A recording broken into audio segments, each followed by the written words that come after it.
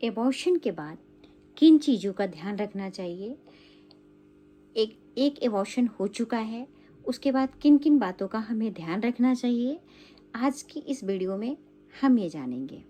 मैं doctor Priyanka, gynaecologist. आपका miscarriage हो गया हो, गर्भपात हो गया हो, चाहे वो मिसकैरेज खुद से हुआ हो या आपने जानबूझ के कराई हो। कई बार होता है कि अनचाहे प्रेगनेंसी अगर कंसीव हो जाती है तो उस कंडीशन में भी पेशेंट कई बार अपने डॉक्टर से कंसल्ट करके वो एबॉर्शन करा देते हैं। तो मेरा कहना है कि चाहे एबॉर्शन आप अपने मर्जी खुद की मर्जी से कराए हो या वो अपने आप हो गया हो, तो एबॉर्शन होता है। उसके बाद भी हमें किन बातों का ध्यान रखना चाहिए वो आज मैं इस वीडियो के थ्रू आपको बताना चाह रही हूँ। कई हमारे पेशेंट का ऐसा सवाल था, तो कई बार ऐसा होता है कि पेशेंट हर बार ये क्वेश्चन लेके तो हमारे पास नहीं आ सकता। तो ये वीडियो जब भी उनके सामने आएगी, उनके मन में ये क्वेश्चन आएगा, वो इस वीडियो के थ्रू अपने क्वेश्चन का आंसर निकाल लेंगे। इस वीडियो को बनाने का मेन मकसद मेरा यही है। रही बात, सबसे पहले पेशेंट का क्वेश्चन यही होता है, जनरली जब भी पेशेंट ओपीडी में हमारे पास आता है तो उनका पहला क्वेश्चन ये होता है कि मैम एबॉर्शन के बाद हमें रेस्ट कितने दिनों का चाहिए होता है। तो अगर एबॉर्शन आपने बाय सर्जिकल प्रोसेस के थ्रू कराया है तो बहुत ज़्यादा लंबे समय तक का रेस्ट की आपको नीड नहीं पड़ती है। उसका कारण ये होता है कि सर्जिकल प्रोसेस के थ्रू आपको एनेस्थीसिया लगाई जाती है और जितने वेस्ट ब्लड है वो बाय मशीन के थ्रू, सक्शन के थ्रू आपका यूट्रस से बाहर कर दिया जाता है। इस वजह से अननेसेसरी हेवी ब्लीडिंग नहीं होती है। हेवी ब्लीडिंग नहीं होने की वजह से बॉडी को जो है वो ज़्यादा वीकनेस फील नहीं होती है, हेवी ब्लड लॉस नहीं होता है। इसलिए एचबी लेवल, जो हेमोग्लोबिन की लेवल है, वो बरकरार रह जाती है। अगर हेवी ब्लीडिंग होती है देन तब तो वीकनेस लगती है। अगर नहीं होती है तो सर्जिकल प्रोसेस होने में उम्मीद यही होती है कि हेवी ब्लीडिंग नहीं होगी, जिसकी वजह से आपकी बॉडी को बहुत ज़्यादा रेस्ट की नीड नहीं है। मात्र 24 आवर्स अगर आप अपनी बॉडी को रेस्ट दे देते हैं देन नेक्स्ट डे से आपकी बॉडी इस लायक हो जाती है कि आप अपना उठ के रूटीन का वर्क कर सकते हैं। लेकिन अगर आपने बाय मेडिसिन एबॉर्शन कराया है या वो खुद से हो गया हो, आपने मेडिसिन भी नहीं ली हो, खुद से ही अबॉर्ट हो गया हो, तो हेवी ब्लीडिंग होने के चांसेस रहते हैं, जिसकी वजह से आपको डॉक्टर से कंसल्ट भी करना होता है। देन वो सोनोग्राफी करवाते हैं, देन आपको जाके जैसा भी होता है वो आपको कंफर्म करते हैं कि आपका एबॉर्शन 100% हो गया है या नहीं हुआ है।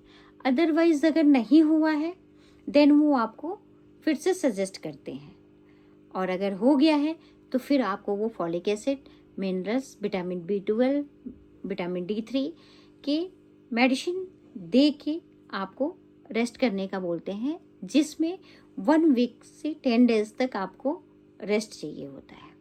अगर उसके अकॉर्डिंग ये होता है कि आने वाले 2 हफ्ते तक हम लोग कहते हैं कि कोई भी हेवी वेट का काम आप नहीं करेंगे, यानी भारी काम आप नहीं करेंगे। नॉर्मली रूटीन का जो वर्क है वो आप करेंगे। सेकंड क्वेश्चन पेशेंट का ये होता है कि मैडम हमारी डाइट कैसी होनी चाहिए, वो बताएं। तो मेरा कहना है कि गर्भपात के बाद आप अपने डाइट पे विशेष करके ध्यान रखेंगे, क्योंकि ब्लड लॉस होने की वजह से बॉडी आपकी उस कैपेबिलिटी में नहीं होती है। तो इसके लिए आपको खान पान का ध्यान विशेष करके देना है। आप सीजनली सारे फ्रूट्स ले सकते हैं, खाने में लिक्विड डाइट ले सकते हैं। लिक्विड इनटेक आप ज़्यादा रखने से आपको एक बेनिफिट और होगी कि आप डिहाइड्रेशन की तरफ नहीं जाएंगे। लिक्विड इनटेक में आप क्या लेंगे, नारियल का पानी, नींबू पानी, दूध, पानी, नॉर्मल पानी, ये कम से कम 4 लीटर पर डे लेंगे। इससे आप डिहाइड्रेशन की शिकायत नहीं होगी आपको। दूसरा, आप दाल ले सकते हैं, प्रोटीन युक्त भोजन कर सकते हैं, अंकुरित अनाज खा सकते हैं, हरी साग सब्जियाँ, पत्तेदार साग सब्जियाँ, ये आप खा सकते हैं।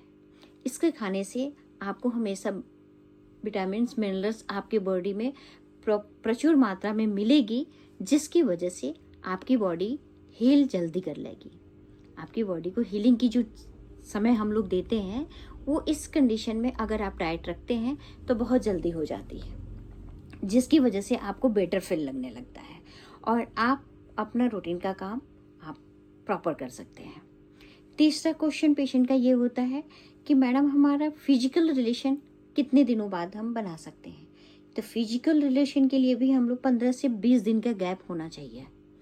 क्यों कि एबॉर्शन के बाद अगर आप रिलेशन में रहते हैं तो उस मंथ भी आप कंसीव कर सकते हैं, और कंसीव तुरंत हो जाए अगर तो मिसकैरेज के चांसेस भी बना रहता है और आपकी बॉडी को उतनी कैपेसिटी नहीं मिल पाती है जो कि ग्रेविड होने के बाद फर्स्ट ट्राइमेस्टर में जितनी भी प्रॉब्लम्स होते हैं जैसे नोजिया वोमिटिंग, इनसे फेस करने के लिए, इनसे सफ़र करने के लिए आपकी बॉडी की कैपेबिलिटी इतनी होनी चाहिए, इतनी स्टेमिना आपकी बॉडी में होना चाहिए, जो कि तुरंत का एबॉर्शन होने की वजह से आपकी बॉडी को उतनी स्टेमिना नहीं मिलेगी।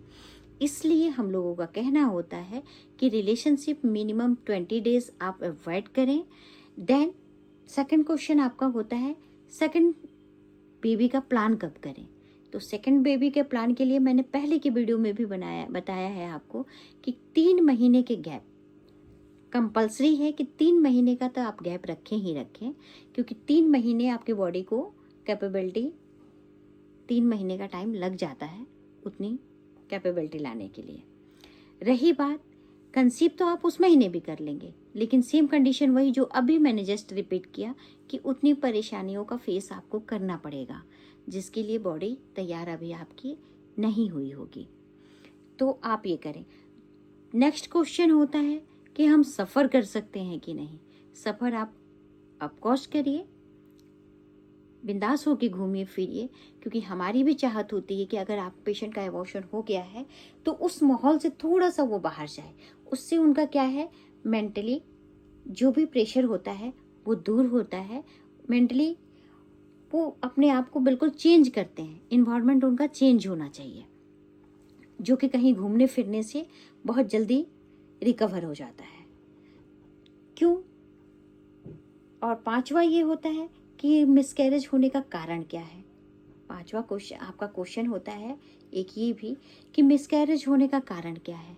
तो देखिए, मिसकैरेज होने का कोई स्पेशली कारण ये नहीं है कि हाँ इस कारणवश ही हो गया है। 70% एबॉर्शन जो होता है, एबॉर्शन कॉज जो होते हैं वो जेनेटिकली डिजीज की वजह से हो जाता है। 30% में 15 चांसेस जो होते हैं वो हार्मोनल डिसबैलेंस की वजह से होता है। वो भी प्रॉपर ये नहीं है कि हाँ, कभी कभी क्या होता है किसी के माइंड में होता है कि इतना सीढ़ी चढ़ गए तो हो गया, यहाँ घूम लिए तो हो गया, ये खा लिए तो हो गया। ये ब्लेमिंग गेम जो है इससे कुछ नहीं होता है, जबकि कोई हमारे पास भी ऐसा प्रूफ नहीं है कि हम लोग कह दें कि हाँ सीढ़ी नहीं चढ़ेगा, जो पेशेंट सीढ़ियाँ चढ़ेंगी ही नहीं उनका एबॉर्शन होगा ही नहीं, ऐसा कुछ भी नहीं है। जो पेशेंट कहीं ट्रैवल नहीं करेगा उनका एबॉर्शन नहीं होगा। एबॉर्शन होना होता है तो मैंने अभी भी बताया आपको कि 70% जो एबॉर्शन होता है, एबॉर्शन का कॉज जो होता है वो जेनेटिकली की वजह से होता है। तो 70% वाली लेडीज जो अगर घर में बेड रेस्ट में भी रहती हैं तब भी मिसकैरेज होने के चांसेस रहते हैं। बाकी एबॉर्शन के बाद जो है अपना विशेष करके ध्यान रखना है। लिक्विड डाइट आपको प्रॉपर लेना है, दूध की मात्रा प्रचुर मात्रा में लेना है, विटामिन डी लेनी होती है, विटामिन B12 लेना है, फॉलिक एसिड लेना है, आयरन्स लेने हैं। अगर ब्लीडिंग हेवी हो गई है तो उसके थ्रू ये भी पता चलेगा कि हेवी ब्लीडिंग होने की वजह से हेमोग्लोबिन जो है वो डाउन हो गया है, तो आपको आयरन्स के कैप्सूल्स या इंजेक्शन वगैरह भी प्रोवाइड आपके गायनक कर सकते हैं। अब गायनों के अकॉर्डिंग ही आपको फॉलोअप करना होगा। एबॉर्शन के टाइम में सबसे मोस्ट कंपल्सरी जो है विशेष ध्यान देने वाली बात है कि उस समय आपका ब्लड इन्वेस्टिगेशन जरूर होना चाहिए। उससे रीज़न ये है कि आपका ब्लड ग्रुप क्या है ये आपको भी पता होना चाहिए और हम जैसे डॉक्टरों को भी पता होना चाहिए। उसका रीज़न ये है कि अगर सपोज करिए पेशेंट का ब्लड ग्रुप पॉजिटिव है तो कोई भी एक्स्ट्रा इसकी नीड नहीं है, किसी भी अदर चीज़ की ज़रूरत नहीं है। नॉर्मली सभी में जो लगता है वही लगेगा। बट 1% अगर 70% तो पॉजिटिव पेशेंट मिलते हैं हमारे इंडिया में, बट 30% जो है पेशेंट ब्लड ग्रुप नेगेटिव वाले भी होते हैं। जिन पेशेंट का ब्लड ग्रुप अगर नेगेटिव होता है तो एबॉर्शन के बाद उनको एक एंटी-डी इंजेक्शन लगाना पड़ता है, जिससे सेकंड ग्रेविड जब पेशेंट होगा तो उनके मिसकैरेज होने के चांसेस जो हैं वो रेशियो डाउन हो जाएगी। मैं ये नहीं कह सकती कि 100% नहीं होगा, बट रेशियो डाउन हो जाती है। मैं डॉक्टर प्रियंका आज की इस वीडियो में ये अपने तरफ से ये समझाना चाहिए हूँ कि गर्भपात के बाद हमें किन किन बातों का ध्यान रखना चाहिए। उम्मीद करती हूँ ये वीडियो आपको अच्छी लगी होगी। अगर इससे रिलेटेड कोई क्वेश्चन हो तो आप प्लीज़ कमेंट बॉक्स में एंट्री करें, मैं समय निकाल के उसका आंसर देने की कोशिश करूँगी। धन्यवाद, नमस्कार।